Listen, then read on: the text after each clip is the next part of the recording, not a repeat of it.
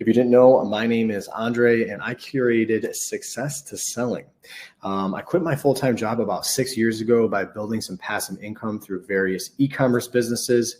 And I've always wanted to be a business owner ever since I was, I don't know, maybe 13, 14. I remember trying to get my first job and not being old enough. You have to be 15 to get a work permit in New York. And now I'm at a position where I own 4 different businesses inside and out of the e-commerce space. And I've scaled and grown them to a point where now I have this opportunity to give back to folks. And it's exciting for me. I enjoy it. I love what I do.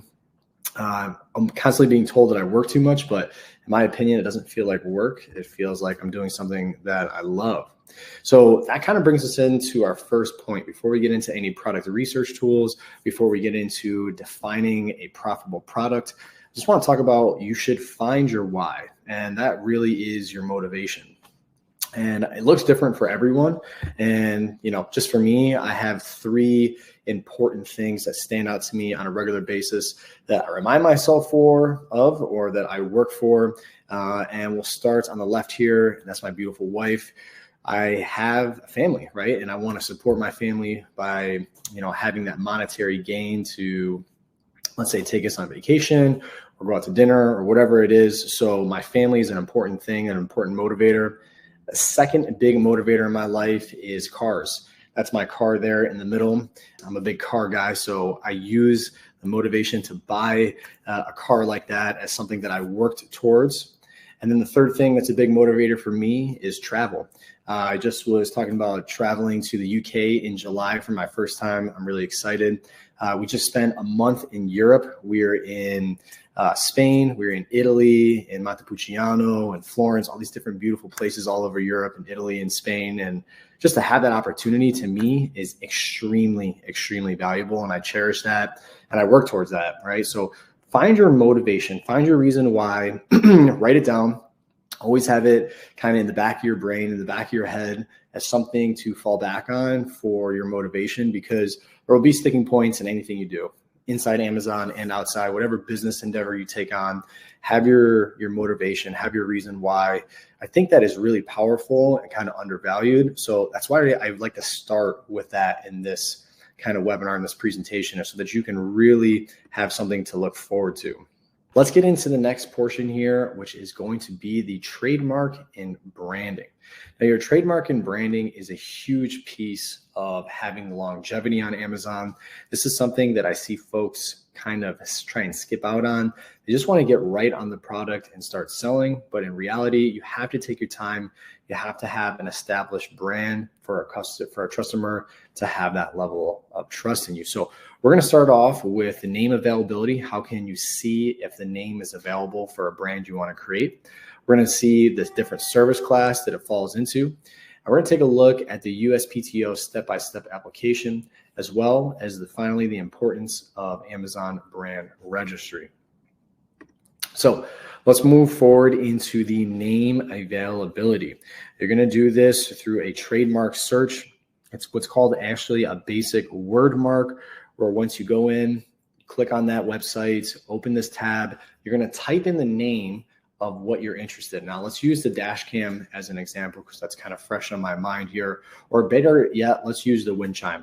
And you want your brand name to be Windy Chime, right? It just came to you, you use ChatGPT or whatever it is that gave you that name. Windy Chime is what you would like it to be. So you're going to type that into here, and they are going to tell you whether the name is available for you to file your trademark application on. If you didn't do this and it was, let's say, already in use, you'd find yourself in a difficult place because Amazon's not going to accept this brand registry.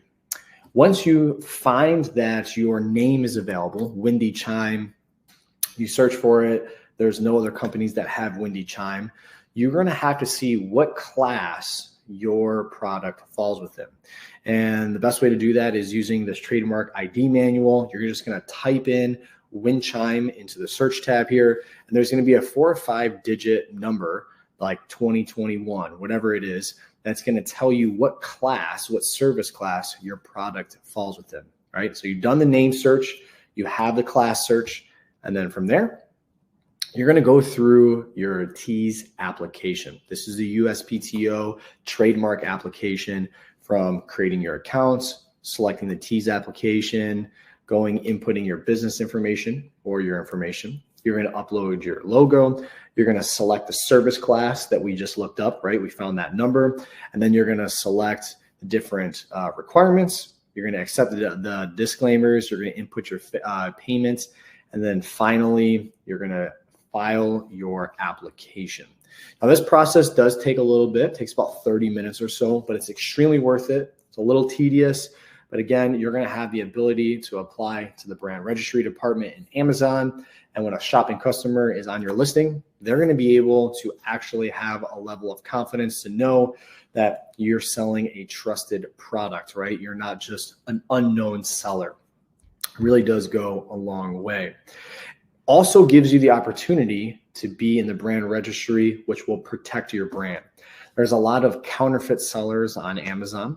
Let's say you're selling the wind chime and you're doing $50,000 in profit a month, right? You saw that guy, he's making $100,000 a month in revenue. There's other sellers that are going to see that and they're going to want to try and go after his listing. They're going to want to be windy chime, right? They're going to try and be that. And when you're in the brand registry department, they will protect your brand. So if another seller goes in to sell the exact same product with your brand name, Amazon is not going to let them do that. They're going to kick their listing off the platform, which again is really just going to funnel those sales into your listing. So super important that that whole brand registry and branding in general takes place. Later in the webinar, we're going to touch more on some branding. So I'll talk about some of the different techniques I use for branding. This was really just to show you that you need to do those different steps of branding through your trademark application. Now we're going to talk about, excuse me, the cheapest and fastest shipping. Your three main variables, what you need to ask your supplier, whether it's going by DDP, ocean, or air. Don't worry, I'll cover what DDP means. And 3 steps to create an Amazon shipping plan. So let's get started right away with your 3 main variables. Coordinate with your supplier, deliveries duty paid, DDP, and your Amazon shipping plan.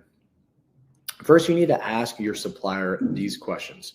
Very, very important that you do this because at this point, you've already paid for your product, right? You've already talked to your supplier, you've already narrowed them down, vetted them, made sure they're a good supplier, ordered a sample. Now you need your product to be shipped all the way from China to the US at an Amazon fulfillment center. So make sure you write these questions down, take a screenshot of them. The first one is the ship from address, which is where your supplier will be shipping your products from. Amazon needs their address just in case the shipment arrives and there's something wrong with it. Amazon, it needs to ship it back to your supplier or they're going to throw it away. They're going to dispose of it. So you need the ship from address from your supplier where they're shipping their goods. Also the type of shipping paper for the box ID label. I know that sounds very detailed and slightly weird, but it's really important because Amazon needs to scan it with their little scanner tool. And if it's the wrong type of paper, they can't scan it. And if they can't scan it, they're going to be in a difficult situation where they need to send your inventory back or dispose, right? So these are the little details that I see folks get caught up. They can honestly even like make or break your experience selling on Amazon because it's a lot of money at stake. You just spent, let's say $5,000 ordering a bunch of products. It gets to the fulfillment center. The Amazon employee can't scan it because the wrong box ID label is there. And you'll have some different options to choose the box ID label type. You need to do the shipping carrier and freight method. So are you going to be paying for air shipping or sea shipping? Obviously, sea shipping is much cheaper than air, but air arrives much faster. So you need to establish what is important to you. Maybe your first one, you want to get your product into the Amazon fulfillment centers, start making sales, get that rank organically higher. And then once your listing is established, just have a regular order once every 2 months of 500 units coming into the Amazon fulfillment centers. Then you need to understand the number of units per case and how many cases. So if you have one case with 100 units per case, you need to disclose that information to Amazon so they know what to expect when it comes to the fulfillment centers, as well as the shipment dimensions and weight of each box or case. Very important. Amazon needs to have all that information locked in before you can even ship your product from overseas to the States. All right, so we talked about DDP, or delivery duty paid. And in my opinion, I always have all of my inventory shipped to DDP, because what I want to do is to have the least amount of problems as possible. And DDP, it basically just means that the person sending the inventory, right, your supplier in China, is responsible for the cost, risk, and investment of that shipment. So they're going to handle, whether it's at customs, they're going to handle the shipment information of organizing and getting picked up. They're going to organize all the important information so that you don't have to worry about it. So if you are selling a product or looking to sell a product, and for some reason the supplier is like, hey, I cannot do DDP, you need to set it up on your own, and you don't feel comfortable, that'd be an indication to look for a new supplier, one that is willing to send the goods DDP. Awesome. DDP is super important. This is what it looks like when you go into your Amazon seller account to create your shipping label, your shipping plan per se. And just to put it out there, you can't create your shipping plan unless you have, number one, an Amazon account, but number two, you've already created your Amazon listing.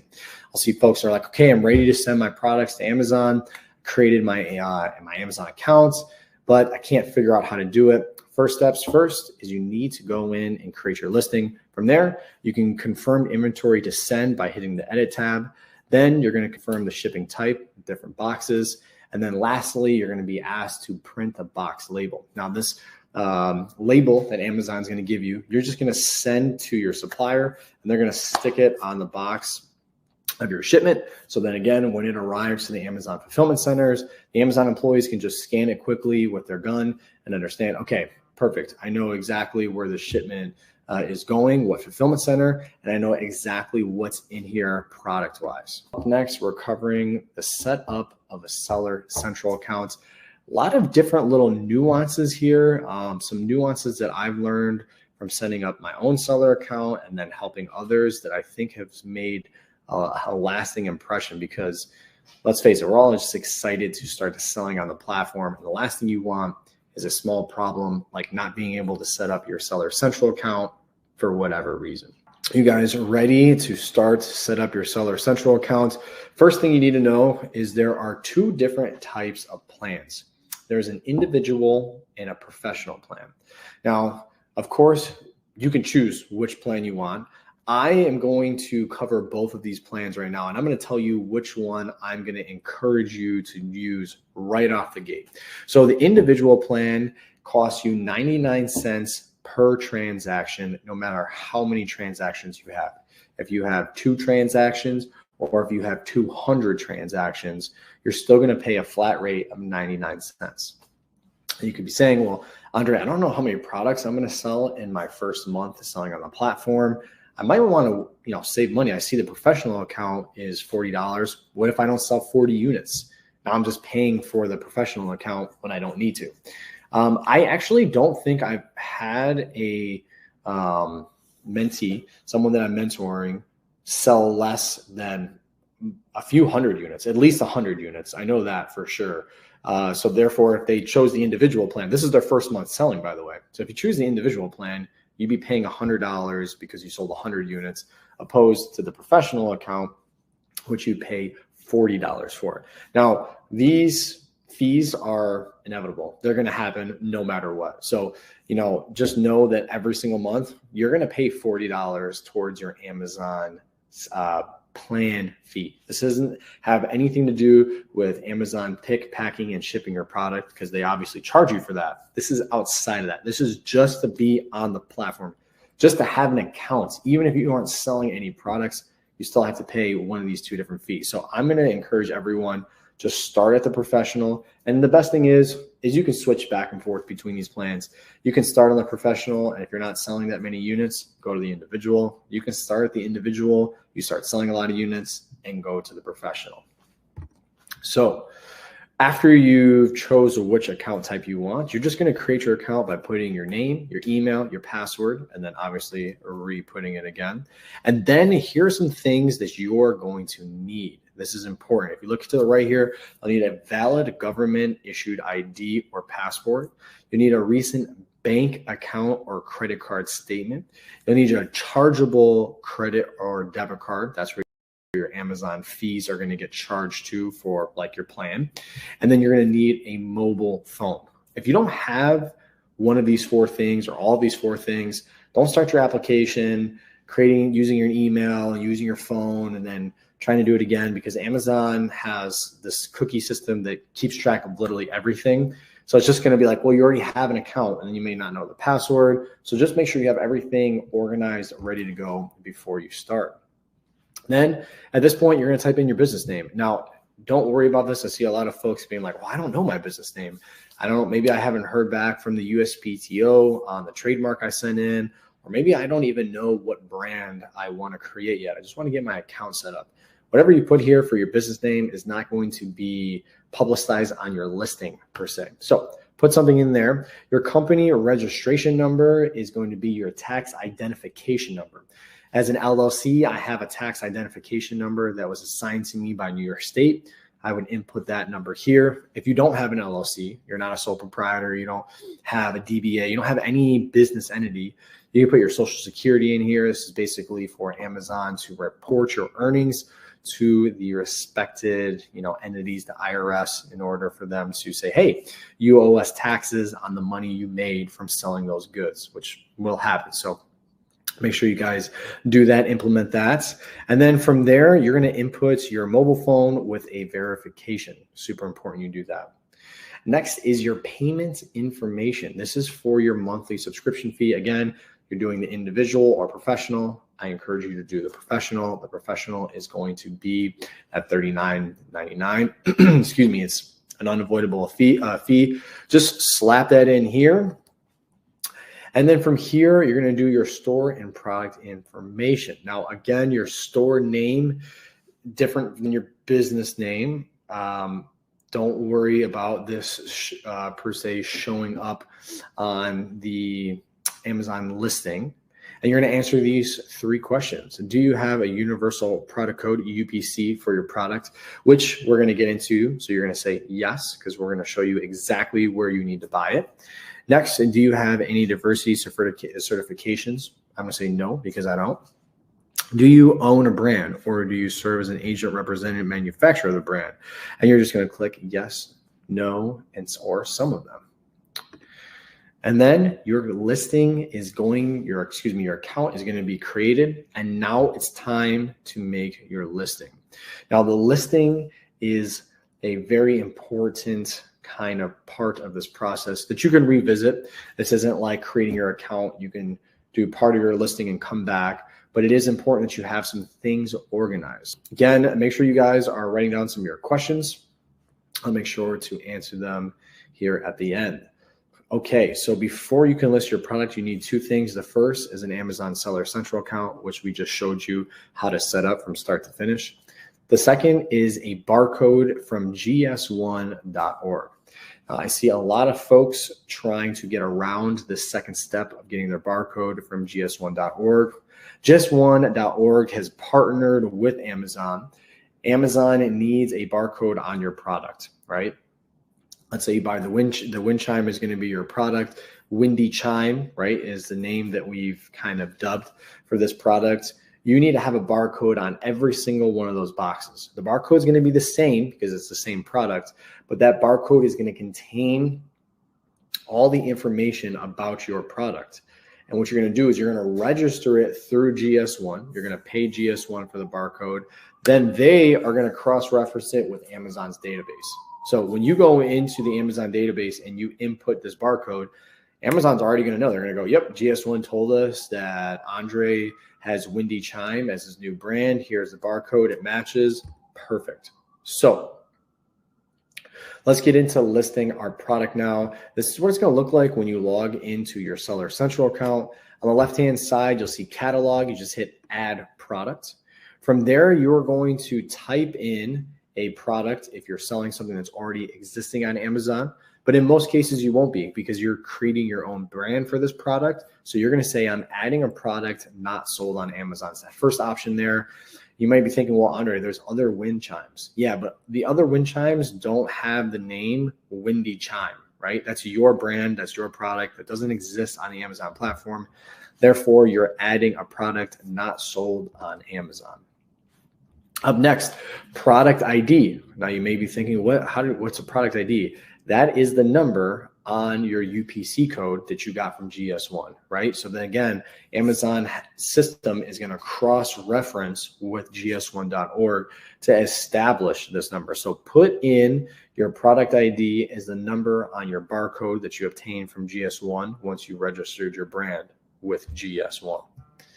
Next, what you need to do is do your UPC, right? There's so many different types of barcodes out there, from GTIN, EAN, UPC, ASIN. There's so many different ones. You want to use UPC, okay? UPC, very important here.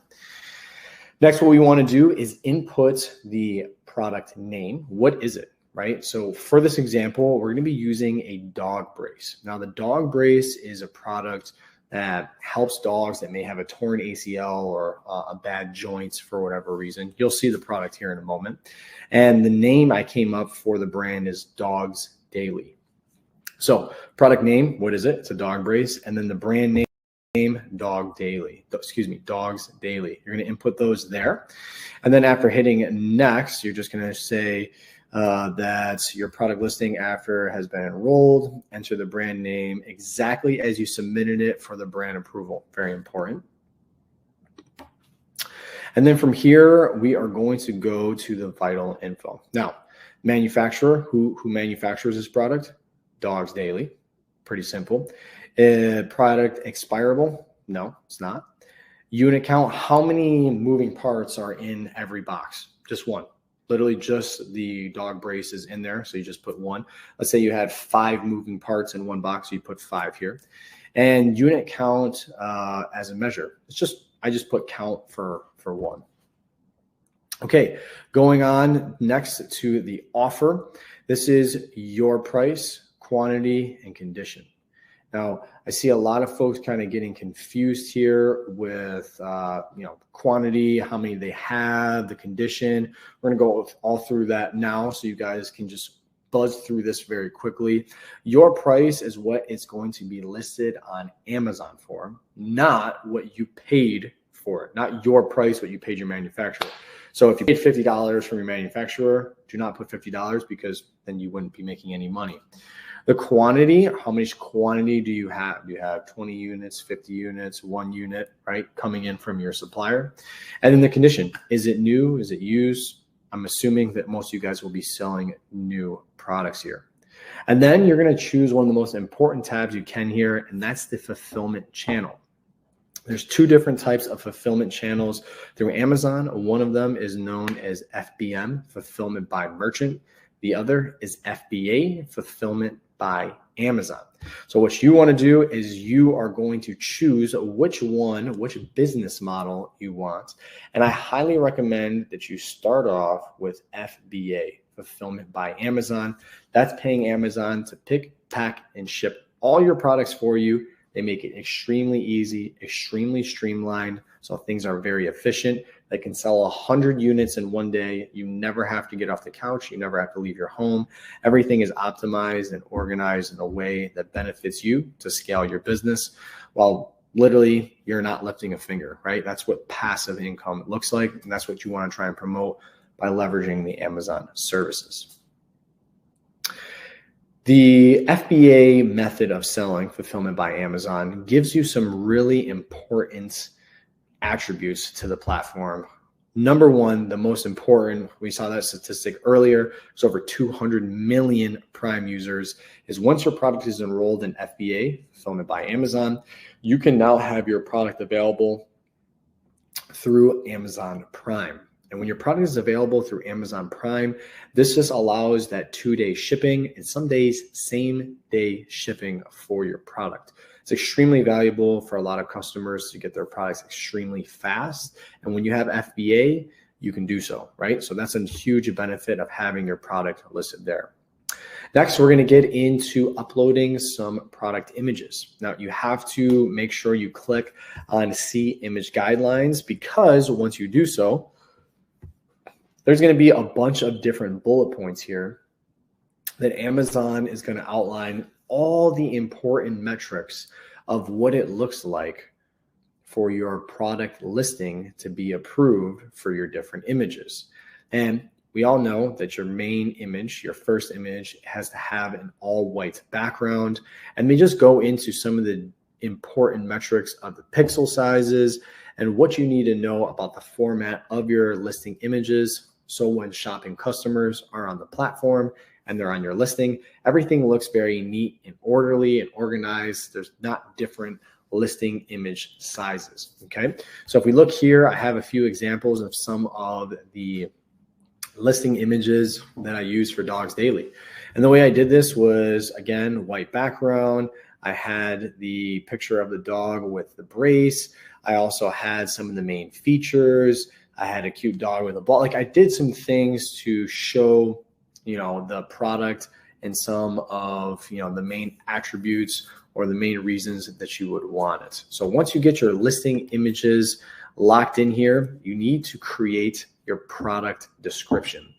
And I see a lot of folks get confused between product description and their bullet points. Your product description is not your bullet points. Okay, these are your bullet points. You see them right here. This is your product description. It's actually underneath your bullet points.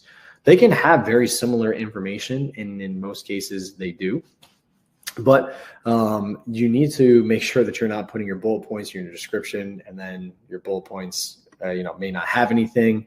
When you see key product features, this is your bullet points. You would type into that first bar there what you want to be shown. Then you would hit add more, and that's going to add another bullet point. Again, I want to go over some of the little nuances that I see folks struggling with, and I see folks making the mistake. I can say I've seen this mistake maybe 5 or so times where folks will put in their bullet points in the description, and then they don't put anything for key product features. And then when I go to look at their listing, they don't have any bullet points. And like, as a shopping customer, the first thing you do is you go to the bullet points. What's the size? Is there a return policy? Like, you get to see all those things from the bullet points. So you really want to make sure that you know what information is going where and how to optimize it. Then from here, you'll just, again, hit add more, which is going to give you the ability to add those different bullet points. And now that brings us in to the top 5 FBA mistakes. That's going to go from analysis paralysis during their product research, not branding their product, trying to choose difference between FBA over FBM, their different product research skills that they may be lacking, and their lack of reviews. Now, analysis paralysis is by far, the most common thing I see folks, struggling with on a regular basis is not being able to pull the trigger on a product that they're interested in, or literally not having the ability to choose any product. They don't think any product looks good. Every single product has a problem. And the analysis paralysis is a real thing when I see new sellers coming into the Amazon arena. And the best thing to know is that you're going to make mistakes, that it's not going to be perfect. Your first time around, there's always going to be a lot of learning curves, and that's just part of it. What's important to know is that if you don't make any type of commitments, then you're still going to be at step 1. You're still going to be at square 1. You're still not going to be in the Amazon Fulfillment Center learning all those different ins and outs. When I say the Amazon Fulfillment Center, really your Seller Central account. So get over the analysis paralysis by making the leap. Have the mentor, have the product research tools, do those things that are important to kind of support you, but know that you have to make that step forward and take the initiative and take the plunge into doing what's important to get the ball rolling, which is choosing a product. Branding is really the precious web browser real estate. And what do I mean by web browser real estate? Why is it so precious? And that's just the big captivating text on screen that shopping customers will see and incentivize them, will make them want to buy something. If you have listing images that have really kind of dull colors and there's not good words to help describe your product, odds are the shopping customer is just going to go to the next listing. But we can use different things like A+ content and brand stories to use big captivating images. The A+ content is at the bottom of the screen underneath the listing images. And when you scroll to it, these pictures take up the entire screen. And there's been a lot of kind of scholarly studies that indicates the larger the picture with the brighter the colors and the brand consistency throughout, right? Like you can see from this royal blend, they have this yellow hue all over, right? They don't have a yellow and then a black and then a green and then a purple and then a red. You know, they try to keep everything very consistent, is proven to help boost sales tremendously. So make sure you're taking advantage of the branding. Next, we really want to take a look at FBA over FBM and which is going to work best for you. And I can tell you right now, whether you're selling 50 units a month or 500 units a month, you're going to want to choose FBA, fulfillment by Amazon, over FBM, fulfillment by merchant. Now, that's not to say that you actually can't do both at the same time. I currently have all my products enlisted in both. So if I start running low on the FBA inventory, I can just go into my storage, grab my units, and then ship them out myself if need be, so I don't run out of inventory. But there's no comparing the well-oiled machine that is Amazon comparatively to how you are going to try and manage all the orders. Because if you get 30 orders in a day and the first one comes in at 9 a.m. and the last one comes in at 9 p.m. and the FedEx or USPS closes at 5 p.m., you now have all those orders you got after 5 p.m. that can't go out in that same day and then have to go out the next day. And then you just start getting backed up. It's happened to me before. I was trying to save money, and I actually ended up spending more money on shipping. Amazon is a well-oiled machine that does not make money, quote unquote, shipping your product to the customers. I mean, it's expensive for them to have all the different Amazon employees and the trucks and the gas and the air freight, all those different expenses. They make their money elsewhere, but it is important to leverage it as an Amazon seller, take advantage of FBA. And again, you can still do FBM as well, you know, like have that on the side. Okay, one of our most important flaws, one of the top 5 flaws that I see folks regularly encountering is not doing their product research. Now you see here, we have the AMZScout Pro AI extension. It is a vital key to the process. There's no way that you're gonna go on to the Amazon platform without a tool like this and be able to just look at a product and say, I think this is the product for me to sell. No, you need to see how many sellers are in the niche. What's the average monthly sales? What's the average monthly revenue? What's the average price? What's the niche score indicating the level of demand and level of competition together? What does the profit calculation look like? What does the product history look like? I just named about 10 different variables that you won't be able to see unless you have a tool like the AMZScout Pro AI extension. So even as an experienced seller and someone that maybe not is looking for new products to sell on a regular basis like I was in the past, I still use the different tools through the AMZScout platform just to make sure that I'm well versed in the current market conditions, to see what's new and happening, and just to see like what's the bid rate on this keyword. All those different tools are bundled within the AMZScout platform in different ways, whether it's through the AMZScout Pro AI extension or the product database. So make sure you have a set rule for your product research like we did today with the different filters, and you're more importantly using a tool to establish what those different metrics, the different analytics look like. Excuse me. Our last final top 5 flaw that I see a lot of folks making is they are not focused on reviews. Well, you could say, Andre, how do you focus on getting reviews? I'll tell you, there's a few different ways that you can do it.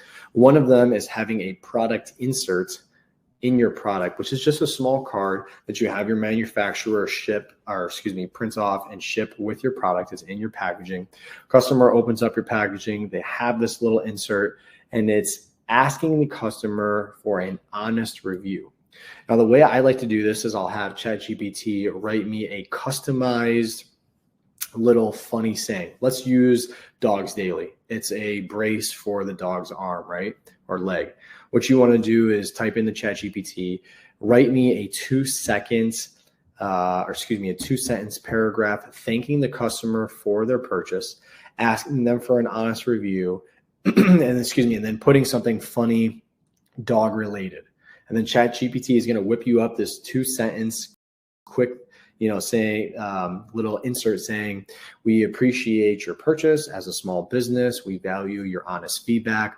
Bark back with your response, right? Something cute like that that's going to make a customer smile and say, you know what, I am going to leave them a review. So adding a product insert into your product goes a long way, especially as an Amazon seller. I'm always leaving different brands reviews on their products because I just know how valuable it is. And anytime I have something small, like let's just say I just recently bought a car part and they put a sucker in the car part. Like this is big metal downpipe, but they had a sucker, which then made me think like, oh my God, like this is cool. And I went and wrote them a review. It's just like a little inclination, a little push. Now, Amazon has very strict rules. So you can't go into your product insert and say, please give me a 5-star review. That is against Amazon's terms of service and they will take down your listing. So you have to be smart about it. You have to ask for an honest review of your product. That's really, really, really important. So getting reviews, focus on that.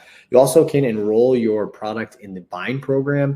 This is where you're going to give your product to people on the Amazon platform, just customers who are in exchange going to then give you a review. So they don't pay for your product, but they do receive it through Amazon. All happens through Amazon. And then they have to then write a review for you saying, the product was great, the shipping was fast, it was good quality, etc. And then we go to the AMZScout product database. Now you can see this tool to find great potential product opportunities. There's over 600 million in the database, and they evaluate your competition using the Pro AI extension. Is the AMZScout Pro AI extension. We demoed it today. Get an inside look at trends, sales volume, and quality of competition, and see which niches to dive into and which to potentially avoid. You have a lot of different tools right on the AMZScout Pro AI, especially like the estimated FBA costs for a better view of your net profit. Extremely easy, extremely simple, pulls all the information right from the Amazon platform. Also within the Pro AI extension is the access to AI features, which is the SWOT analysis, identify strengths, weaknesses, opportunities, and threats for your product, and different ideas for improvements, create hypotheses for enhancing a product using real-time data. Super valuable. I love that aspect, incorporating AI. I incorporate AI into my life every single day. I'm huge on it. I'm a big believer on it. Of course, everything has a balance, right? But for me, I use it all the time. Next, we have the AMZScout Pro AI extension to gain access to the product and niche scores. So that niche score is 1 to 10, it's a number, and closer to 10, the better, indicating the strength of that niche. If it's a 4, then it's probably safe to say the product isn't worth buying or that niche isn't worth selling within. But if it's a niche score of 8, then there's a high indicator that would be a niche to jump into sooner rather than later. Again, we didn't show you per se in this webinar, but the AMZScout keyword search and reverse ASIN lookup are going to be a part of your everyday use.